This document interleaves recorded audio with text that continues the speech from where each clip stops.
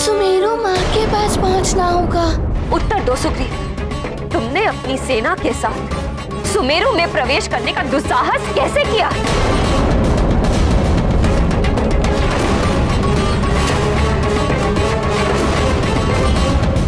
विवश हूँ मैं माता अंजना। विवश हो?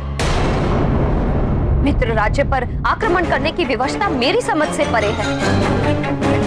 मुझे ज्ञात है सुग्रीव विवश क्यों है।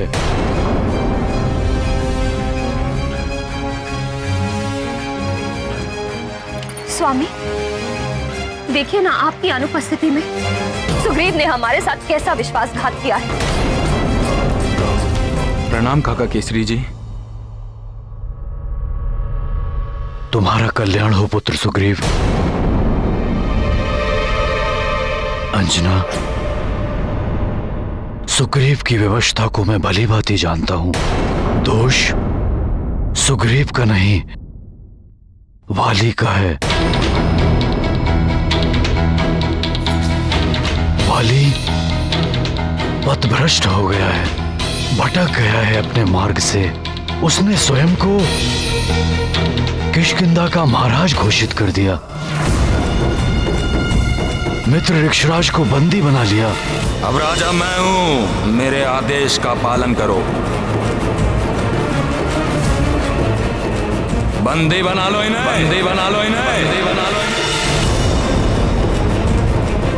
उसी ने भेजी है ये सेना सुग्रीव के साथ। जाओ और सुमेरु को अपने अधीन कर लो, और यदि काका केसरी तुम्हें रोके तो उन्हें भी समाप्त कर दो। काका केसरी जी, जब से वाली भैया की मित्रता रावण से हुई है, तब से उन्होंने सारी मर्यादाओं को भुला दिया है। सर्वप्रथम आप उस वानर बालक के समान शक्तियां प्राप्त करें युवराज पानी।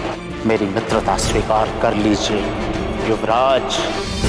हम दोनों मिलकर उस वानर बालक को परास्त कर सकते हैं। अब आपके समस्त स्वप्न पूर्ण होंगे महाराज बाली। महानता के शीर्ष पर आपको पहुंचाएगा आपका मित्र रावण।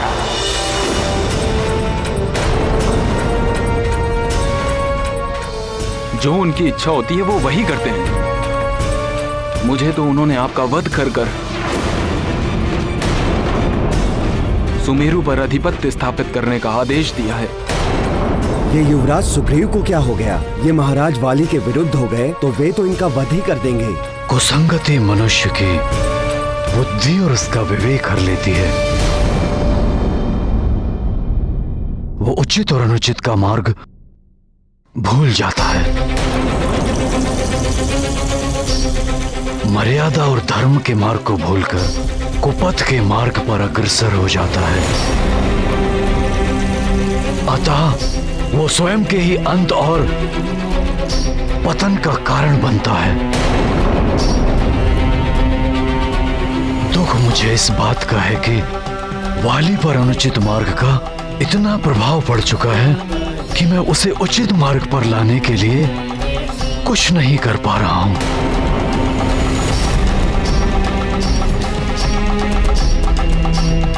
काका केसरी, तब पूर्ण करने के पश्चात वाली भैया अत्यंत ही शक्तिशाली हो गए हैं। उनका विरोध करना असंभव है, इसीलिए मैं भी उनका आदेश पालन करने के लिए बाध्य हूं। सावधान!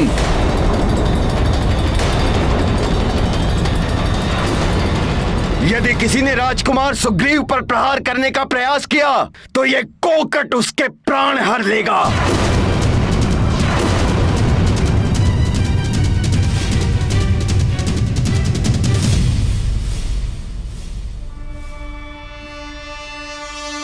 हनुमान,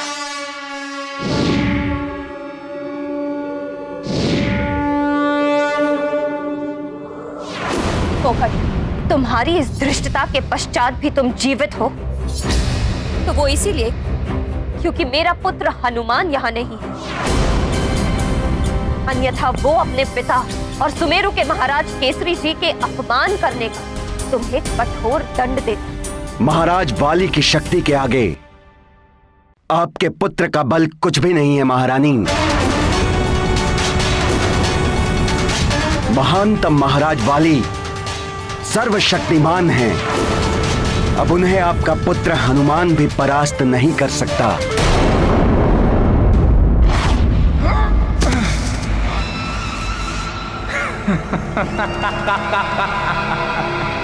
महानतम वाली की शक्तियों में और भी वृद्धि हो गई है। यद्यपि वाली महानतम उड़ नहीं सकता, किंतु ऋषि कुंभज की सहायता से महानतम वाली अब पहले से अधिक स्फूर्ति के साथ एक स्थान से दूसरे स्थान तक वहां अवश्य ही पहुंच सकता है। मरकट हनुमान, वाली की प्रतीक्षा कर। वाली को तुझसे द्वंद्व युद्ध करके तुझे पराजित करने से कोई नहीं रोक सकता।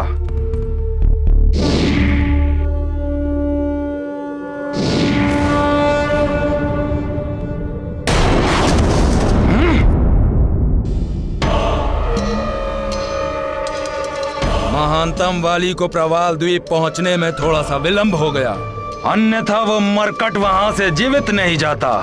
निसंदेह वो त्रिशिरा का वध करके सुमेरु ही गया होगा।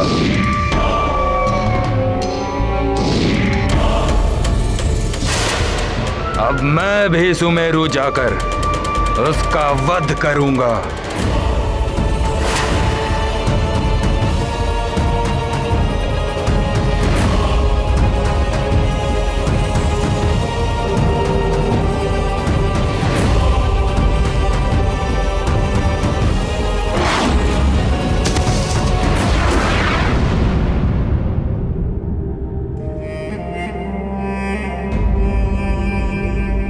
इतने समय पश्चात मैं अपने पिताश्री के स्नेह और माँ की दुलार से वंचित रहा था, किंतु आज उनके इस सुखमय दर्शन के लिए कितना अधीर हो रहा हूँ मैं शीघ्र आ रहा हूँ माँ और पिताश्री आपसे मिलने।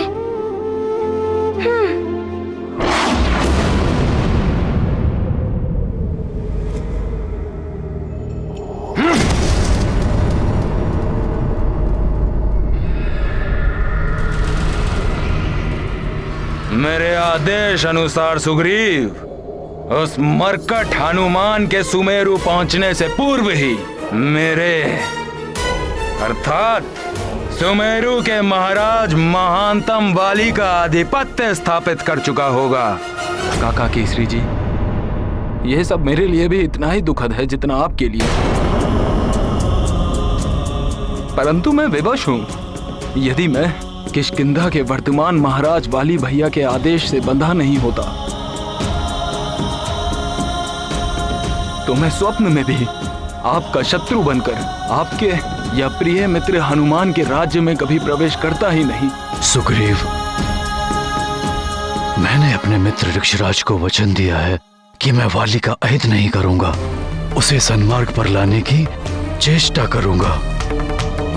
इसीलिए मैं कारागृह से उसे बिना बताए चुपचाप उसका सामना किए बिना चला आया, किंतु मैं उसकी अधीनता स्वीकार कर लूं, यह मुझे स्वीकार नहीं। मैं अपने राजधर्म से बंधा हुआ हूं। सुमेरु की रक्षा करना मेरा कर्तव्य है। काका केसरी, मैं ये युद्ध टालने का प्रयत्न कर रहा हूँ। यदि हम शांतिपूर्वक सहमत हो जाएं, सुमेरु को अपने अधीन करने के लिए तुम मुझे सहमत नहीं कर सकते सुग्रीव।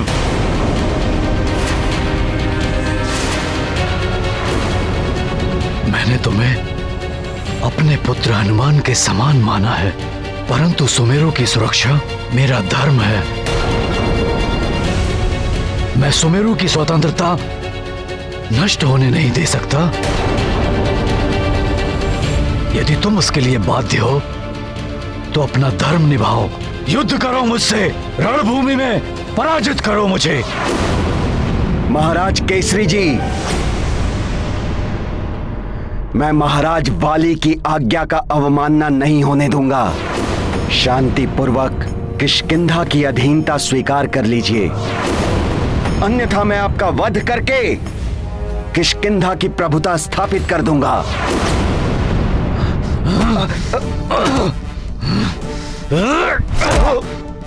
मेरी राज्यसभा के नियमों का उल्लंघन करने का अधिकार किसी को नहीं है कोकट।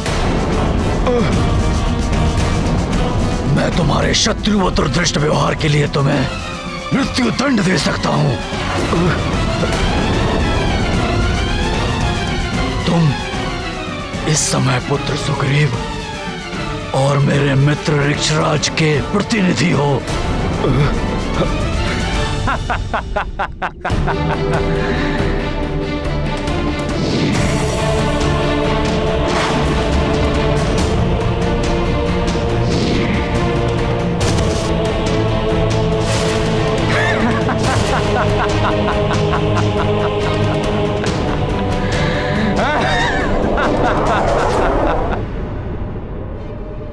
वाली भैया,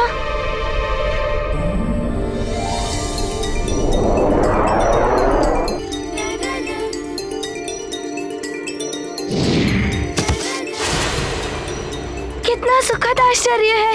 वाली भैया, लगता है उनकी तपस्या पूर्ण हो गई है। वाली भैया,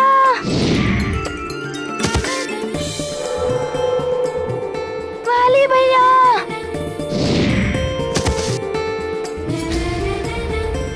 वाली भैया, वाली भैया।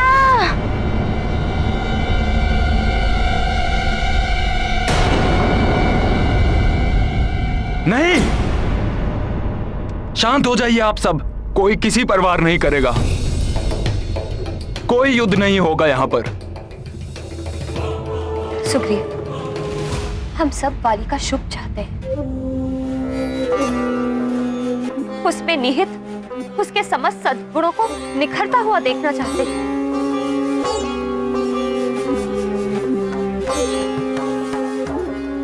कुसंगति से प्रभावित होकर वो अधर्म के मार्ग पर चल पड़ा।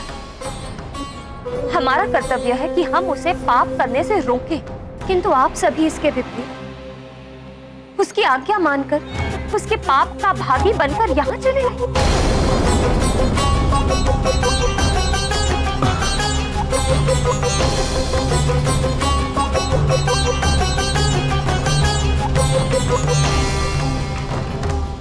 वाली भैया, वाली भैया। यहाँ तो कोई भी दिखाई नहीं दे रहा है। मुझे ऐसा क्यों प्रतीत हो रहा है कि जैसे वो मायावी मरकट मुझे पुकार रहा हो। मैं अभी आता हूँ आपके पास।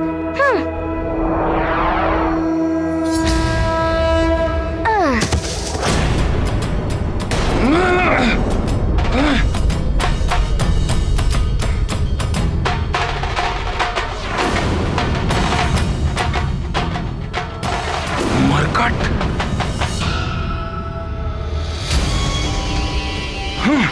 इस मरकट से अधिक घृणा मुझे और किसी से नहीं।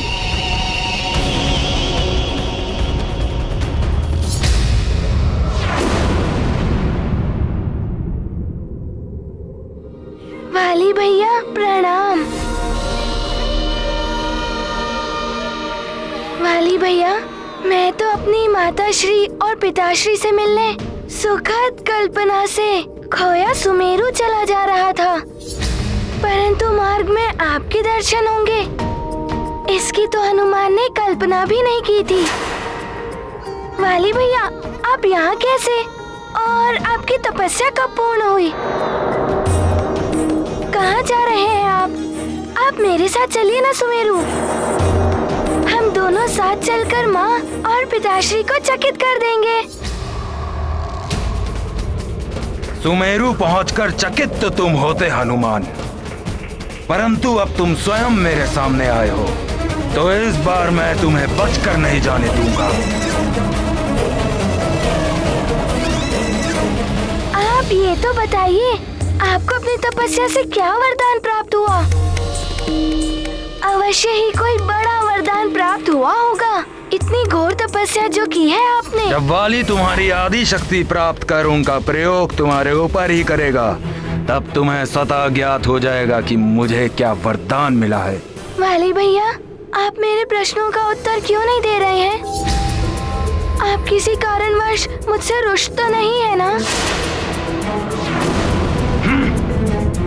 घृणा करता है वाली तुमसे मरकट, घृणा। वाली भैया, आप मुझसे बात नहीं करना चाहते तो मत कीजिए, परंतु अनुज के समान हनुमान को अपने गले से तो लगाइए।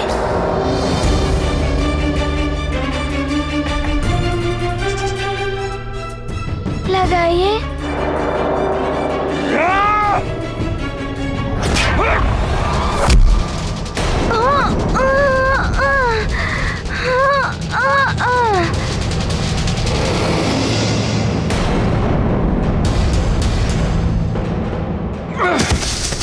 वाली भैया वो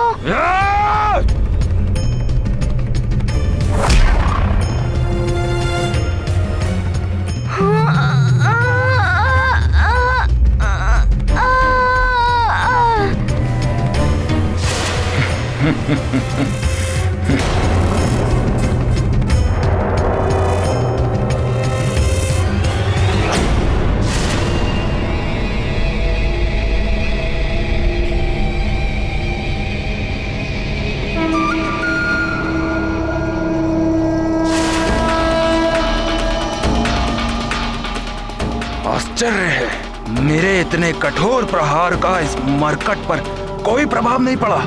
वाली भैया, हनुमान से कोई अपराध हुआ है क्या जो आप उसे दंड दे रहे हैं?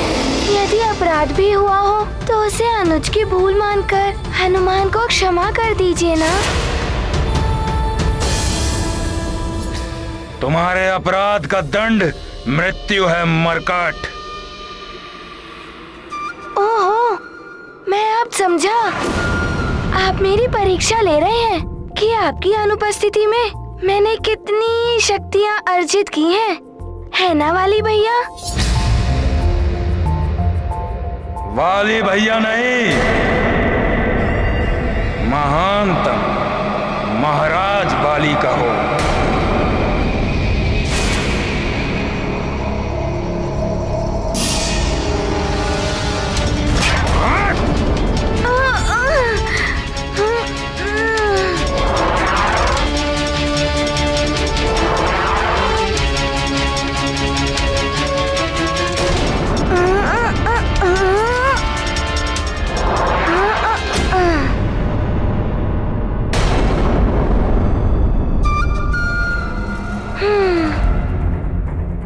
वरदान प्राप्त करने के पश्चात जिससे भी मैंने युद्ध किया है उसकी आधी शक्ति तुरंत मुझ में समाहित हुई है, परंतु इस मरकट के साथ ऐसा क्यों नहीं हो रहा है?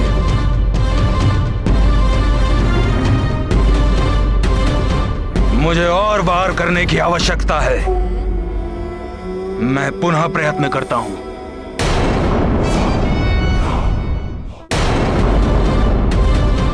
मुझे और वार करने की आवश्यकता है। मैं पुनः प्रयत्न करता हूं।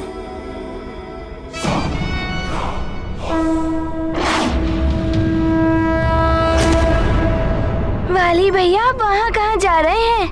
मुझे ढूंढने? किंतु मैं तो आपके पीछे खड़ा हूँ।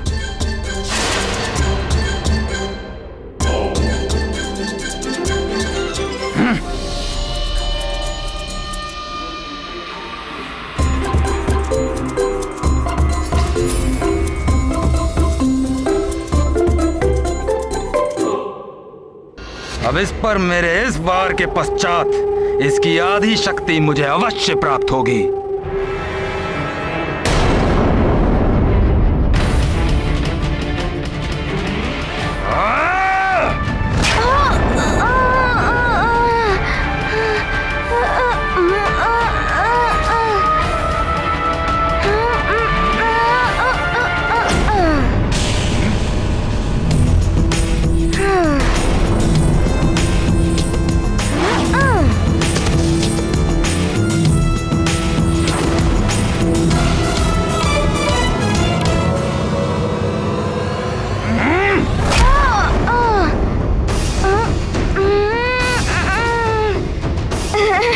अरे वाली भैया,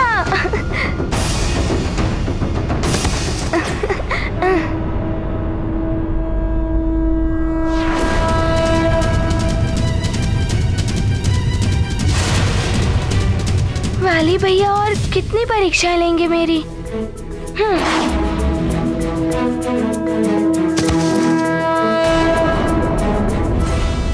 वार पर वार कर रहा हूँ, परंतु इसके पश्चात भी इसकी आधी शक्ति इससे निकलकर मुझ में विलीन क्यों नहीं हो रही है? वाली भैया कब तक परीक्षा लेंगे मेरी? अब तो बताइए।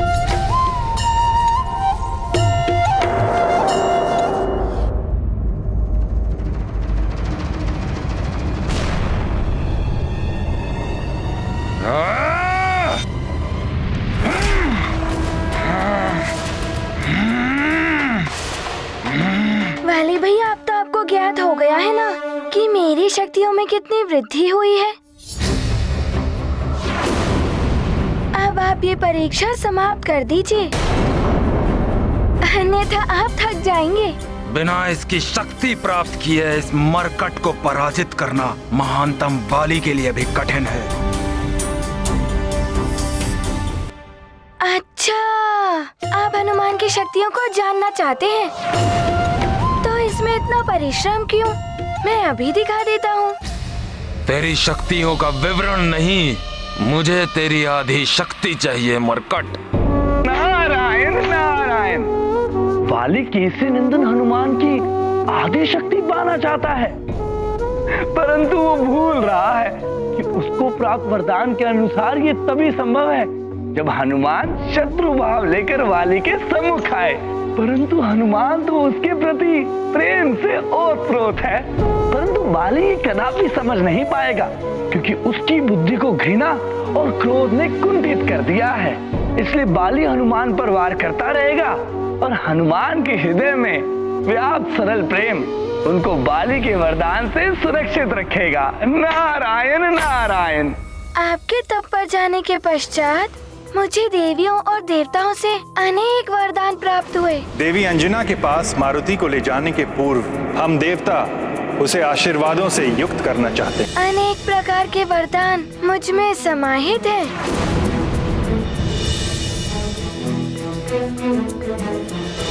मैं अभी आपको दिखाता हूँ।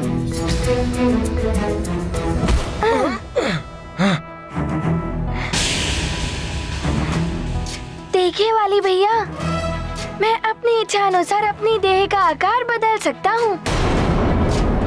अभी दिखाता हूँ। मैं ब्रह्मा तुम्हें वरदान देता हूँ, तुम इच्छाधारी होगे। जब जैसा रूप धारण करना चाहोगे तुम कर सकोगे।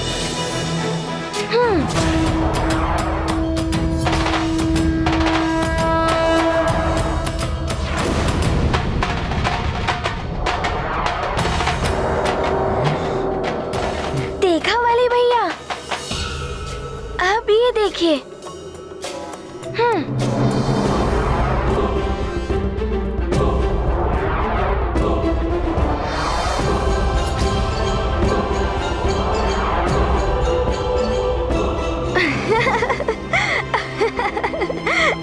अरे कहाँ चला गया मरकट?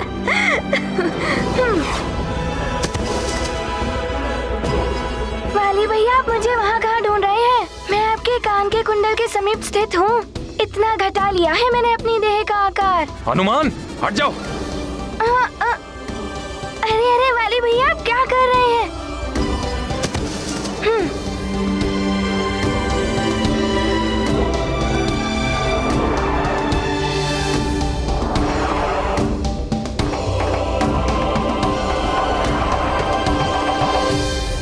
वाली भैया, आपको ज्ञात है मैं अपनी श्वास के प्रवाह से बड़े बड़े पर्वत हिला सकता हूँ।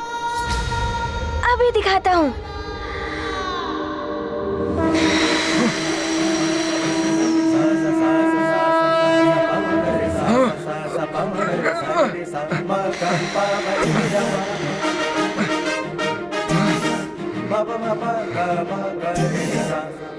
क्षमा कीजिएगा वाली भैया, मैं तो बस आपको दिखा रहा था कि अच्छा, मैं एक और शक्ति का प्रदर्शन करता हूँ। मैं प्रज्वलित अग्नि का रूप ले सकता हूँ। कर सकता है। सुग्रीव, वाली को सचेत कर उसे कुपथ से सन्मार्ग पर लाने में उसके और उसके समूचे राज्य की भलाई है। माता अंजना, मुझे तो ये भी भय है कि वाली भैया स्वयं यहाँ ना आ जाए। सुमेरु को अधीन करने का अर्थ है सुमेरु से युद्ध। सुमेरु से युद्ध करने का अर्थ है हनुमान और वाली भैया का युद्ध।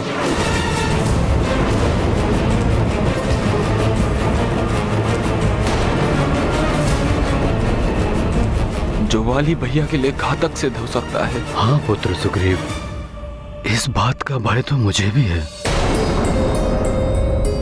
मैंने मित्र ऋक्षराज को वाली की सुरक्षा का वचन दिया है।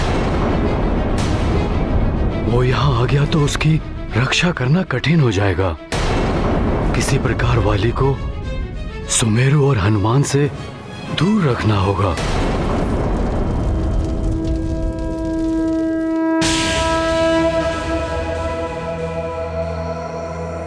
अब ये देखिएगा वाली भैया।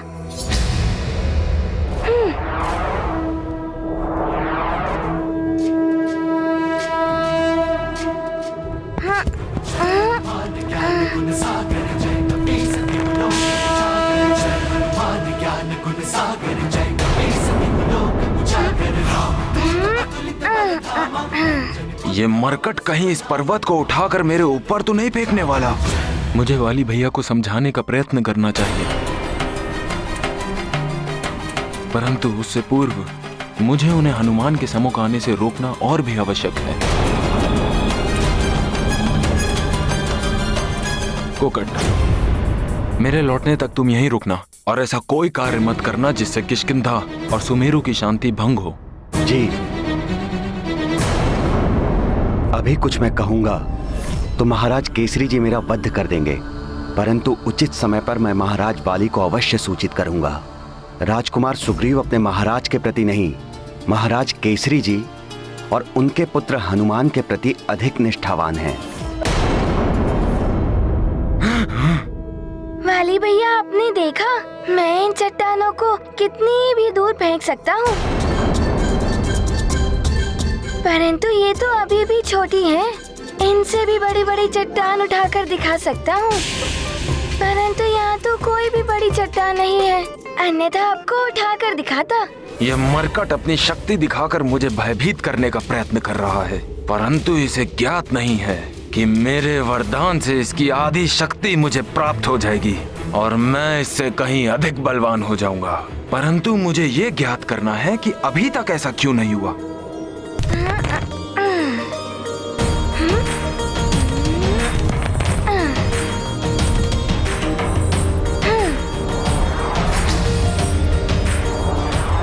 कितने भोले और निष्कपट है हनुमान। वाली के घृणित प्रयोजन का उन्हें लेश मात्र भी अनुमान नहीं है। परंतु माधव, एक बात समझ में नहीं आई कि वाली हनुमान के प्रेम से परिपूर्ण निर्मल पवित्र मन को क्यों नहीं देख पा रहे हैं। प्रिय, जिस व्यक्ति के हृदय में घृणा और प्रतिशोध के भाव वास करते हैं, उसकी दृष्टि कुछ भी अच्छा नहीं देख पाती। वो अन्य लोगों में भी अपनी प्रतिछाया ही देखती है। ऐसे व्यक्ति स्वयं के प्रति सुविचार रखने वालों को भी अपमानित और तिरस्कृत करते हैं।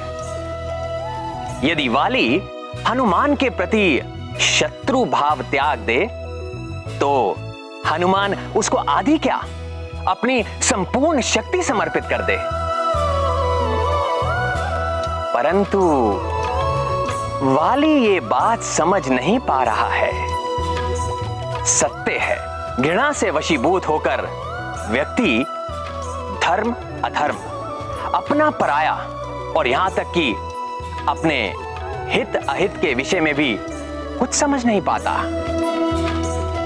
जिसका परिणाम सदैव उस व्यक्ति का विनाश ही होता है।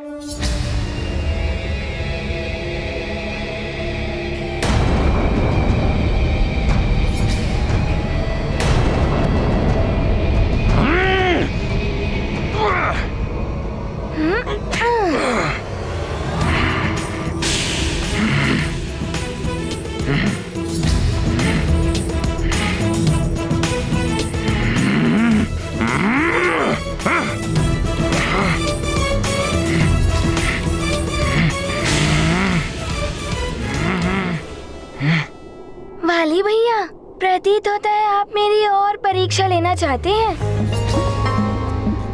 ये देखना चाहते हैं कि मेरी भुजाओं में कितनी शक्ति है। ये जानना चाहते हैं ना आप?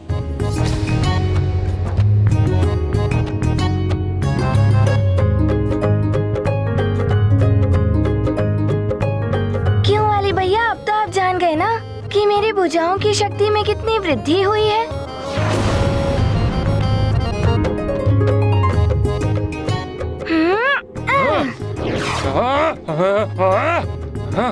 आनंद आ रहा है ना वाली भैया? वाली भैया संभल के।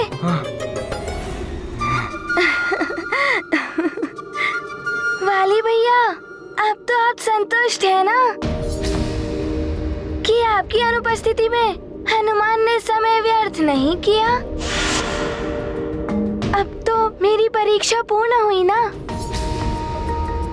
तो हनुमान को अपने गले से तो लगा लीजिए।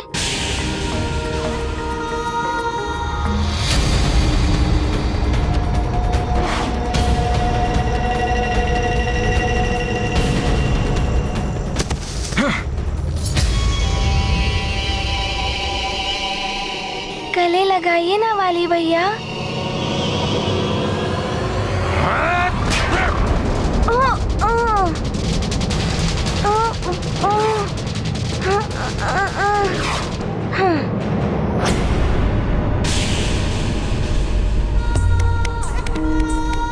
वाली भैया, और कितनी परीक्षा लेंगे मेरी?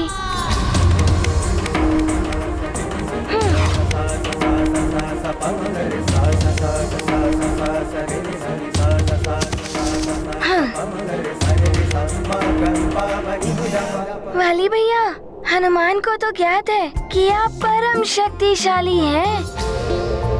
यदि हम दोनों की शक्ति मिल जाए तो हम सारे असुरों का विनाश करके हरि भक्तों की सेवा करेंगे। मेरी मित्रता स्वीकार कर लीजिए। हम दोनों मिलकर उस वानर बालक को परास्त कर सकते हैं। हरि भक्तों के बल के साथ हम दोनों सर्वशक्तिशाली बन सकते हैं। प्रतीत होता है कि आप मेरी युद्ध कौशल की परीक्षा ले रहे हैं, है ना वाली भैया?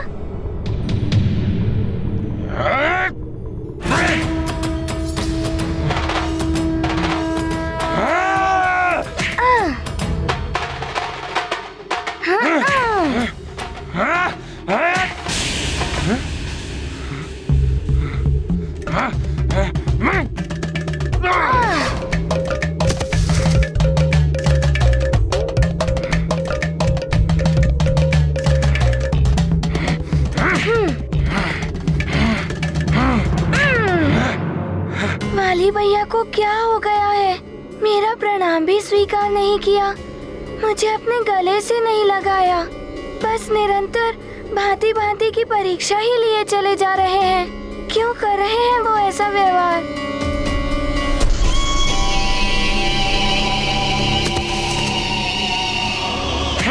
वाली भैया, अरे वाली भैया, नीचे उतारिए मुझे वाली भैया। वाली भैया, ये आप क्या कर रहे हैं वाली भैया?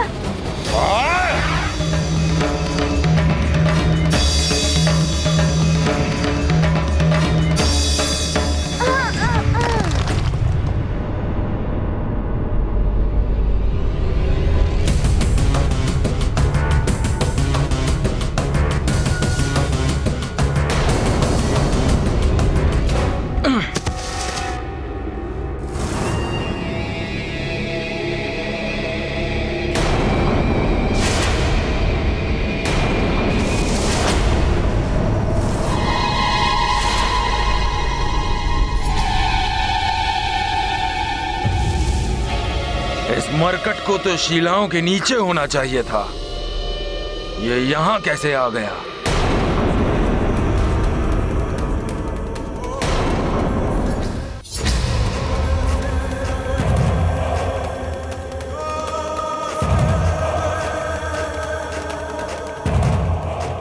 कायरों के भांति छुपो नहीं, सामना करो मुझ महानतम वाली का।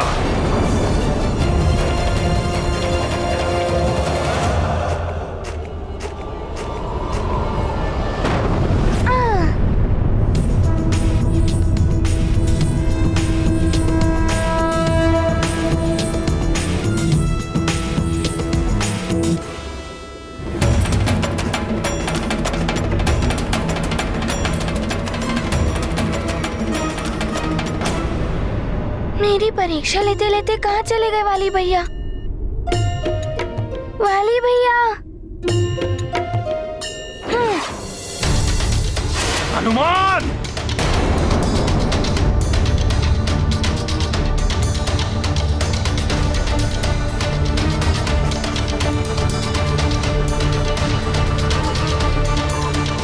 वाली भैया किसका पीछा कर रहे हैं? हनुमान!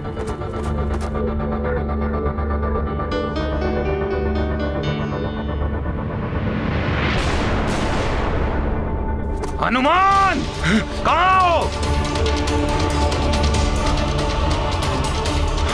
ये तो बड़ी तीव्र गति से मेरे पीछे आ रहे हैं। इन्हें यहाँ पहुंचकर मुझे पकड़ने में अधिक समय नहीं लगेगा।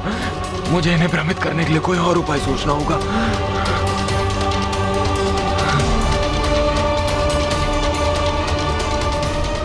हनुमान! यदि साहस है तो सामने आओ मेरे।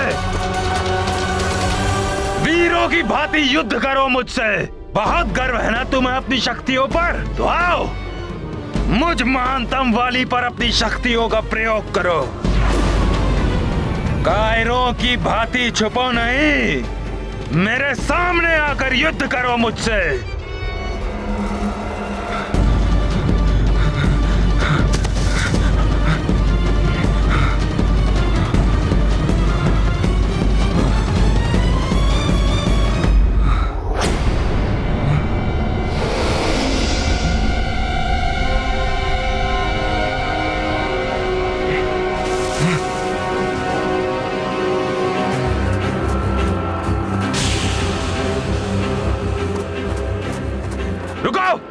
रुक जाओ!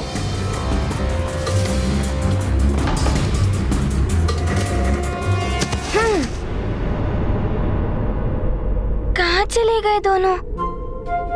अभी तो यहीं थे।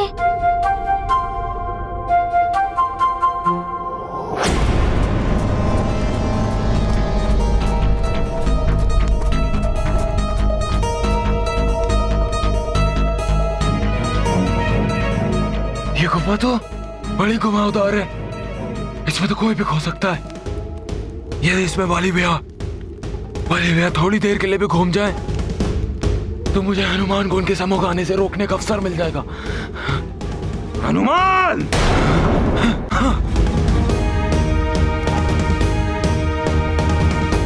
हनुमान! बाहर निकलो! हनुमान! हनुमान! कहाँ छुप कर बैठे हो?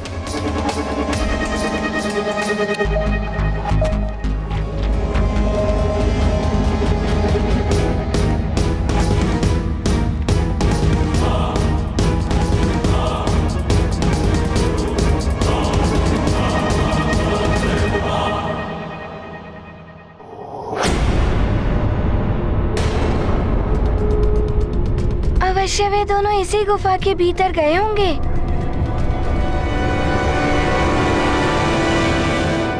हनुमान! अरे सुग्रीव भैया अभी यहाँ हैं। कहीं आप दोनों मिलकर हनुमान से क्रीड़ा तो नहीं कर रहे? हनुमान! कहाँ छुप कर बैठे हो? नहीं हनुमान, ये कोई क्रीड़ा नहीं है। अब तो ये गंभीर बात है। पहले हमें वाली भैया की दृष्टि से बचकर कहीं छुपना होगा, फिर मैं तुम्हें सब कुछ गंभीरता से बताऊंगा। आ जाओ।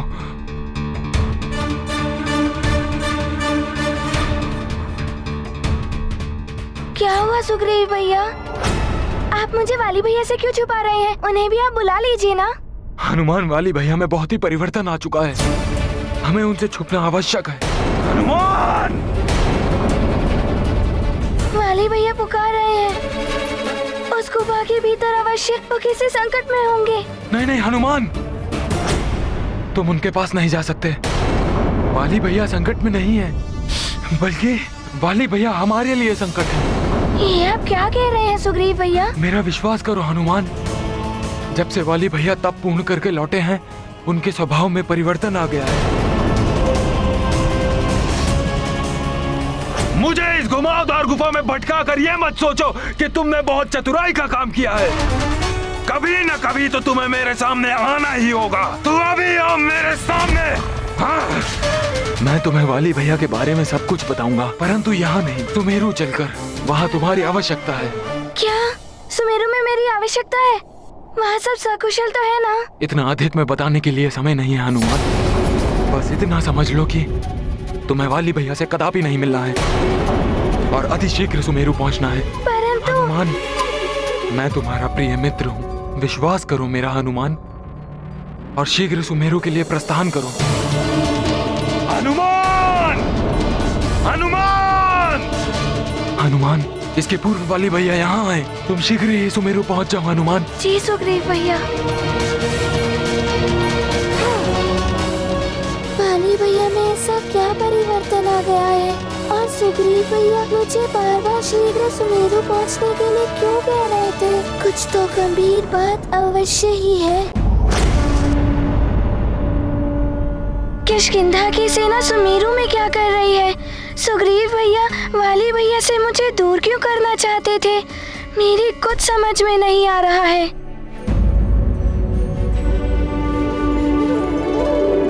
पिताश्री,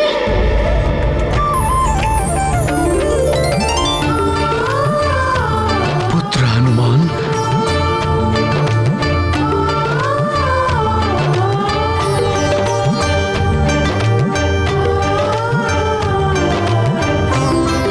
पुत्र हनुमान, तुम्हारे आलिंगन से सुखद मेरे लिए क्या हो सकता है?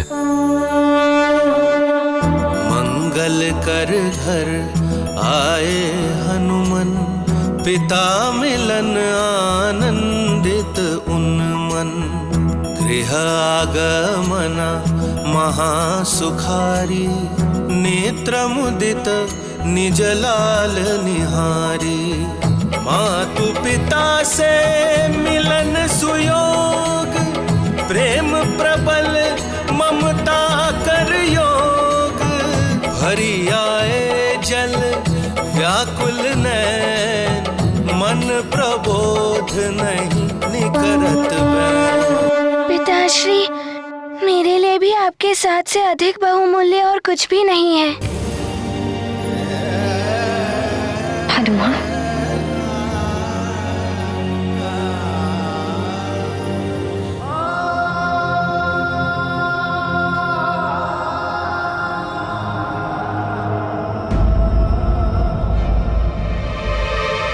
पिताश्री, किष्किंधा के कोकट जी यहाँ क्यों उपस्थित हैं?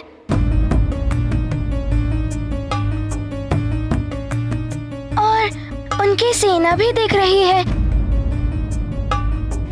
पिताश्री, जब मैं प्रवाल द्वीप से लौट रहा था तो वाली भैया मुझे मार्ग में मिले थे। बड़ा ही विचित्र सा व्यवहार कर रहे थे। मेरी शक्ति परखने के लिए उन्होंने अनेकों वार किए मुझ पर। तब सुग्रीव भैया आए, उन्होंने शीघ्र ही मुझे यहाँ आने के लिए कहा। महाराज वाली तुम्हारी शक्ति परख नहीं रहे थे, वो तुम्हारा वध करने के लिए तुम पर वार कर रहे थे। हमारे यहाँ किष्किंधा की सेना का सुमेरु में होने का एकमात्र उद्देश्य है सुमेरु को किष्किंधा के अधीन करना। यदि सुमेरु ने महाराज वाली की अधीनता स्वीकार नहीं की तो किष्किंधा की सेना सुमेरु पर आक्रमण कर देगी। तुम्हारा भविष्य तो निश्चित है, महाराज वाली के हाथों तुम्हारी मृत्यु होगी। वो तुम्हें जीवित नहीं छोड़ेंगे।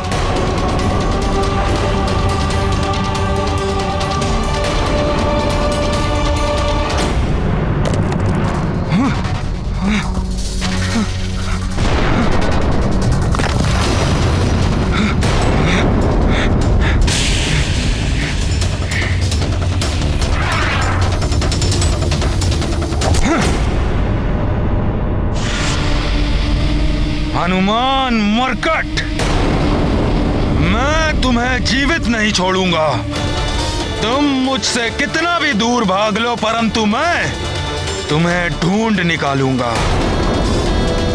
आ रहा हूँ मैं सुमेरु, और यदि तुम भी सुमेरु में हो तो मैं भी वहीं आकर तुम्हारा वध कर दूंगा। कोकट जी, अवश्य ही वाली भैया परिहास कर रहे होंगे। वो ऐसा कदापि नहीं कर सकते। सत्य क्या है तुम्हें ज्ञात नहीं है हनुमान। बस कोकट,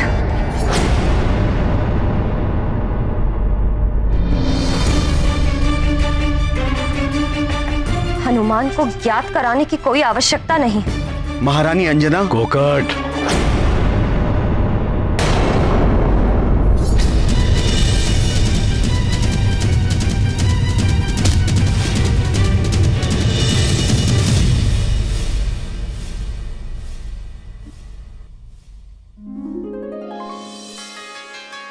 हनुमान, माँ,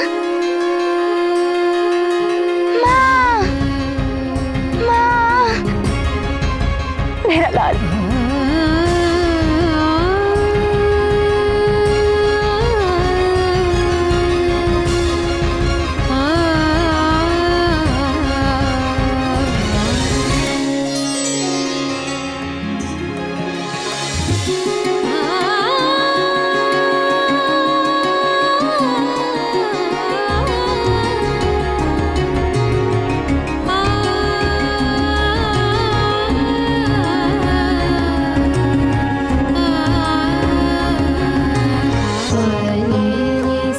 निष्ठुर हो तुम। तुम्हें ज्ञात है ना, तुम्हारी माँ तुम्हारे बिना नहीं रह सकती। फिर भी तुमने संदेशा तक नहीं भिजवाया अपनी कुशलता का। माँ, आपके बिना तो हनुमान भी नहीं रह सकता। यदि मेरा बस चले तो मैं आपके आंचल से कहीं भी दूर नहीं जाऊं। मेरे लाल,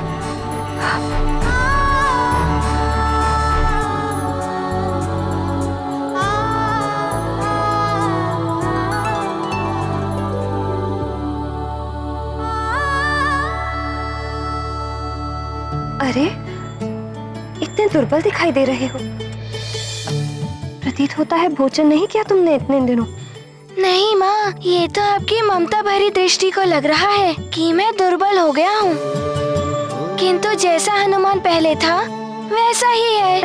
बस बस, चलो आज मैं तुम्हें अपने हाथों से भोजन बनाकर खिलाऊंगी। तुम पहले जाओ और स्नान कर लो। आज तो बड़ा ही आनंद आएगा। माँ बनाएंगी पकवान, जी भर खाएगा हनुमान। माँ बनाएंगी पकवान, मन भर खाएगा हनुमान। मैं जानती हूँ आप सबके लिए मेरा पुत्र एक योद्धा है, रक्षक है, संकट मोचन है, सुमेरु का युवराज है। किंतु एक माँ के हृदय से पूछे, उसके लिए तो वो अब भी उसका नन्हा सा पुत्र ही है। हनुमान सदैव जगत के कल्याण के लिए अपनी माँ से दूर रहता है। उसे अपनी माता से मिलने का अवसर बहुत कम प्राप्त होता है, अतः हनुमान को उसकी माँ के साथ रहने दे। उसे इस प्रकरण से दूर रखें।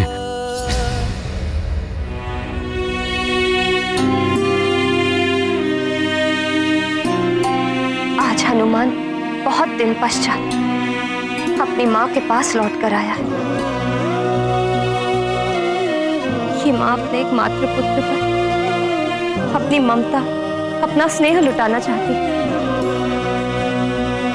इसीलिए हनुमान को इस राजनीति से दूर ही रखिए।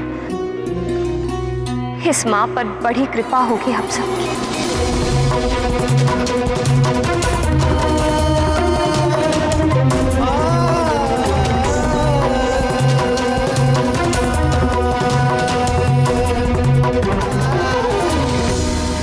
माँ की ममता ऐसी ही होती है। भले ही पुत्र जगत के संकट हरने वाले संकट मोचन महाबली हनुमान ही क्यों ना हो, माँ की दृष्टि में तो पुत्र सदैव अबोध बालक ही होता है। पुत्र भले ही बड़ा हो जाए, किंतु मां का निस्वार्थ प्रेम, पुत्र की कुशलता की चिंता सदैव ऐसे ही बनी रहती है जैसे बाल्यकाल में बनी रहती थी। मां की यही कभी ना क्षय होने वाली ममता उन्हें देवताओं से भी उच्च स्थान पर स्थित करती है। अतः कभी मां का अनादर नहीं करना चाहिए। जब तब व्रत से अवश्य पुण्य मिलता है, परंतु उससे भी अधिक पुण्य मिलता है मां की सेवा से। खीर तैयार हो गई? हो रही है महारानी जी। सुगंध तो बहुत अच्छी आ रही है। इसमें मैं थोड़ा और मेवा डाल देती हूँ। अच्छा, अब इसे कुछ क्षण तक ऐसे ही चलाते हैं और फिर शीतल करने के लिए रख देना, ठीक है? जी। अरे अरे, लड्डू नहीं बने अभी तक? शीघ्रता से हाथ चलाओ। हनुमान स्नान करके आता ही होगा, उसके आने से पूर्व लड्डू बन जाने चाहिए। चलो मैं भी मदद करती हूँ। आज इतने दिनों पश्चात हनुमान मेरे हाथ के बने हुए लड्डू खाएगा।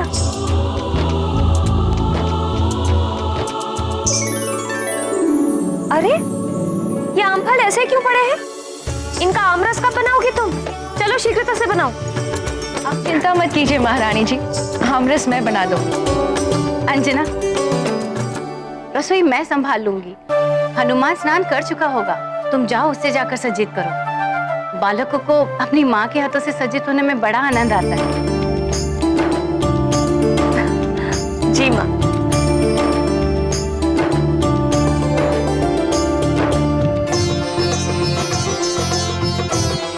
माँ, हनुमान के आते ही निष्प्राण से हुए राजभवन में चैतन्यता सी आ जाती है, उमंग और उल्लास सा छा जाता है। हाँ माजरिका, और अंजना का उल्लास तो देखने योग्य होता है। आशा है इस बार अंजना को हनुमान पर अपनी ममता लौटाने के लिए अधिक समय मिल जाए। निश्चित ही वो मरकट सुमेरु गया होगा, परंतु मैं तुम्हें छोड़ूंगा नहीं।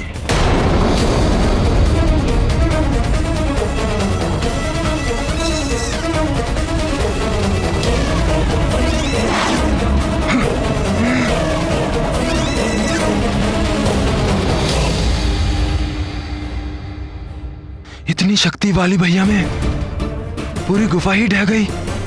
वो सुमेरु की दिशा में गए हैं, कहीं कुछ अनर्थ ना कर दें। मेरा उन्हें रोकना आवश्यक है।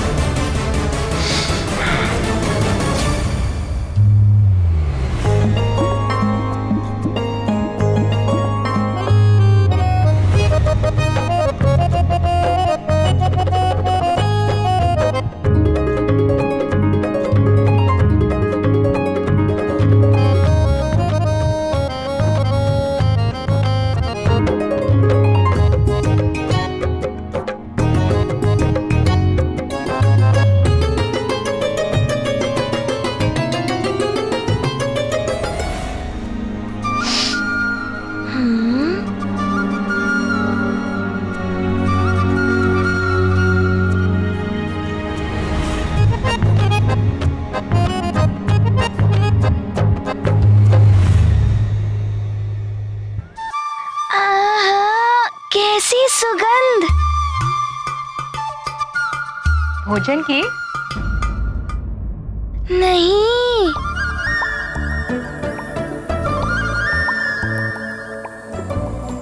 मेरी माँ के हाथ के बनाए हुए भोजन की सुगंध है। माँ, अब तो एक क्षण भी नहीं रुका जाता। बहुत भूख लगी है। अभी भोजन परोसती हूँ।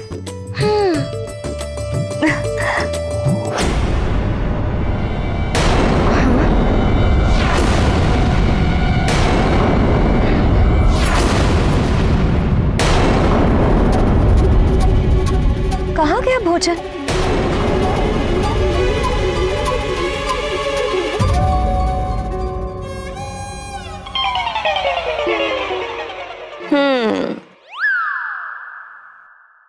तुमने किया ना?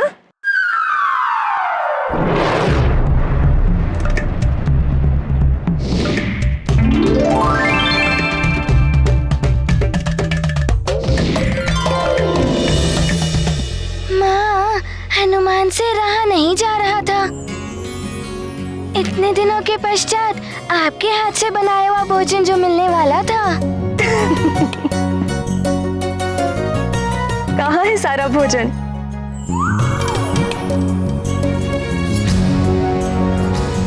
सखा।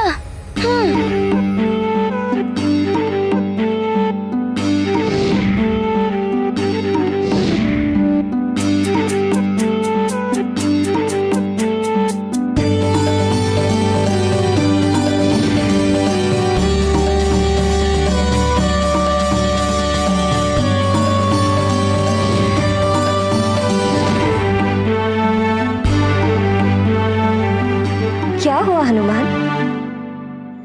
भोजन आरंभ करो पुत्र।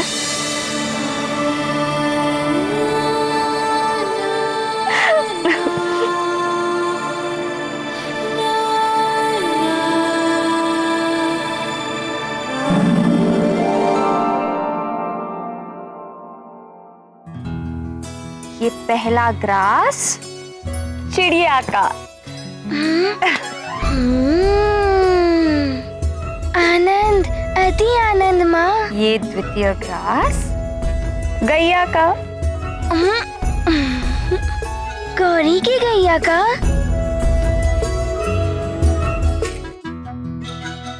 माँ, आपके ये स्नेह भरे